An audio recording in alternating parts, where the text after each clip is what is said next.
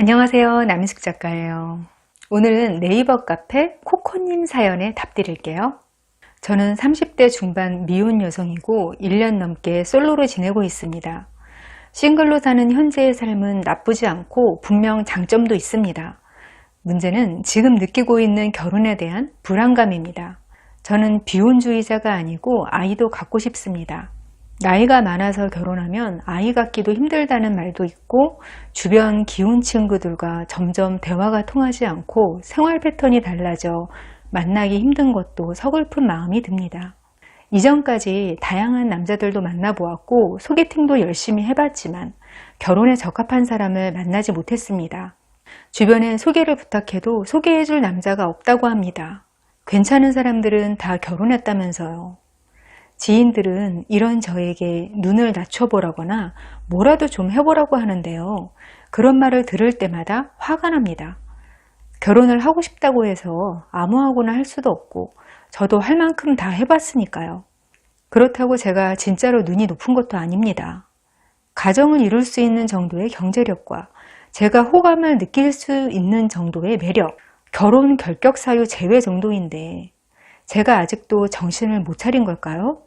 마음은 조급한데 사람은 만나지지 않으니 답답하고 괴롭습니다. 요즘은 인생을 잘못 살고 있다는 생각마저 들고 일에도 집중이 되지 않습니다. 저는 어떻게 해야 할까요? 사실 이 고민은 제가 10년, 15년 전부터 똑같이 들어왔어요. 그것도 한국뿐 아니라 전 세계 독자들한테서요. 이건 여권이 올라가면서 자연스럽게 생기는 일이에요. 예전에는 여자가 남자 없이 독신으로 사는 건 거의 불가능한 일이었잖아요. 여자는 유산도 못 물려받고 은행 계좌도 못 만들고 안정적인 일자리에서 일할 수도 없었고 그런 시대에는 웬만한 남자 아무하고나 결혼을 해도 혼자 사는 것보다는 나았죠. 이젠 여자들한테 결혼이 그 정도로 필요하지는 않으니까 굳이 마음에 안 드는 남자하고 결혼하고 싶어 하지 않는 거예요. 20대에는 마음만 먹으면 30대 이상보다는 상대적으로 결혼하기가 더 쉬워요. 그런데 그게 젊음이라는 여자한테 더 유리한 자원이 있어서 또래에 괜찮은 남자들이 아직 미혼이라서 의외로 이런 게 결정적인 이유가 아니에요. 경험치가 적어서 결혼하기에 적합하지 않은 사람들을 걸러내지 못하니까 결혼을 더 쉽게 결정할 수 있어요. 한마디로 뭘 몰라서 더 쉽게 할 수 있는 거예요. 그리고 20대가 인간이 생물학적으로 절정인 시기거든요. 남자나 여자나 이성적 매력이 절정이고 그게 가장 중요한 것처럼 여겨지기도 하고 그런 시기예요. 그래서 이 시기에 주변 여건을 덜 보고 결혼을 하게 되죠. 그런데 결혼 자체를 할 수 있다는 거하고 행복해서 행복한 거하고는 별개의 문제예요. 사연자님처럼 30대 중후반 이후 결혼 상대를 찾는 게 진짜 힘들거든요. 내가 이 사람하고 결혼하면 지금보다 삶의 질이 더 떨어질 거야. 이런 사람들만 걸러도 남는 사람들이 별로 없거든요. 그 극소수의 사람들, 그리고 내가 매력을 느끼는 사람, 그 교집합이 생기기가 진짜 어려워요. 근데 우리는 딱 한 사람만 만나면 되잖아요. 100명하고 만나서 잘 안 됐더라도 한 명만 찾으면 그게 성공인 거니까 어려운 건 맞는데 로또 당첨되는 것 정도로 힘든 건 또 아니에요. 결국은 확률을 높일 수밖에 없는 일인데요. 어떻게 하면 확률을 높일 수 있을까? 좀 근접한 방법을 추천해 드리려고 해요. 5가지로 정리해 볼 테니까 잘 들어보세요. 첫 번째, 관계 재활용하지 않기. 사연자님처럼 마음이 조급해지면 어떤 일이 생기냐면요. 주변에 원래 있었지만 전혀 관심 없었던 그런 사람들이 눈에 들어올 수 있어요. 아니면 내 쪽에서 관계를 끊었던 옛날 남자친구, 이런 사람들이 다시 눈에 띄고 생각나고 그럴 수 있어요. 로맨스 서사 같은 데서 보면 그렇게 시작되는 관계가 엄청 낭만적으로 그려지잖아요.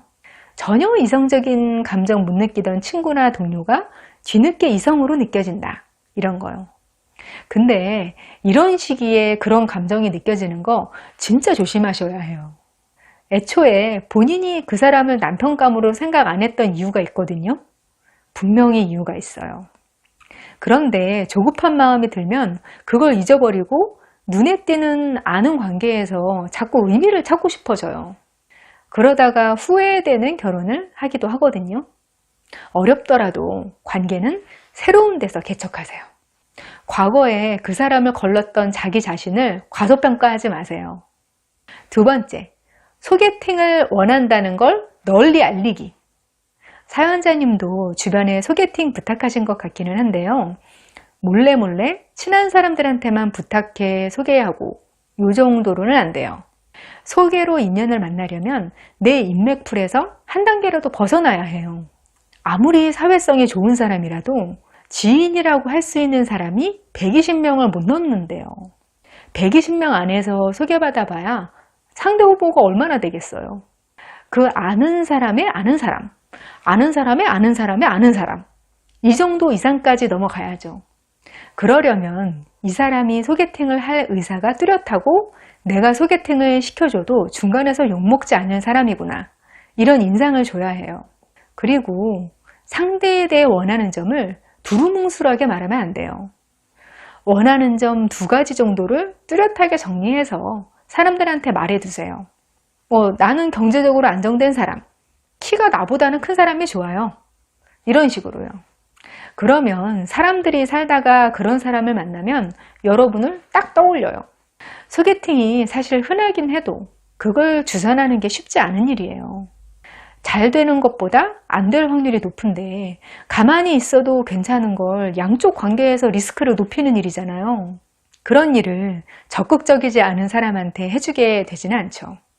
실제로 사람들이 어떤 사람한테 소개팅을 해주게 되나 물어보면 예쁜 사람, 조건 좋은 사람 다 건너뛰고 하고 싶어하는 사람이 1순위라고 하더라고요.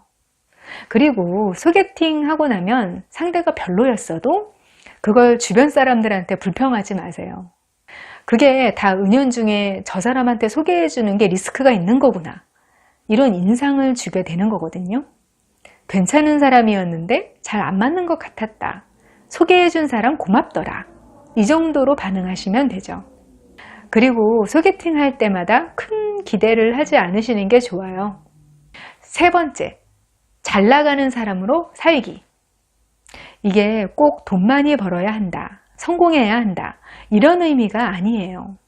꼭 남자 아니어도 잘 살 것 같은 사람으로 살라는 거예요. 두 번째 항목이랑 이걸 반대 내용이라고 오해하실 수 있는데요. 소개팅 하고 싶다는 의사가 있는 거랑 의존적인 거랑은 전혀 다른 거예요. 자기 일이나 생활을 사랑하면서 밝게 사는 사람처럼 보이라는 거예요. 그런데 이게 진짜가 아니면 다 티가 나죠. 그러니까 진짜로 그렇게 살면 되죠. 결혼 안 해도 될 만큼 삶 자체가 건강하고 밝다, 이런 이미지를 가지면 생각지도 못한 데서 인연이 들어올 가능성이 커져요. 네 번째, 모임 마다하지 않기. 30대 중후반 이후에도 끊임없이 연애를 하는 사람들도 있거든요. 공통점이 발이 넓다는 거예요. 친구의 동창 친구 모임에도 합류해서 새로 안면 터서 친구 되고, 이런 사람들이 연애를 잘하는 경우가 많더라고요. 소개팅이나 성 같은 걸로 이성을 만나면 내 남친 후보, 남편 후보로만 그 사람을 보게 되는 거잖아요. 그게 일종의 필터를 통해서 보는 건데 실은 내 취향이 내 생각하고 다를 수도 있어요.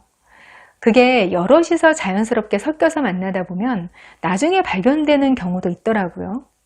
그리고 무엇보다도 확률이 올라가잖아요.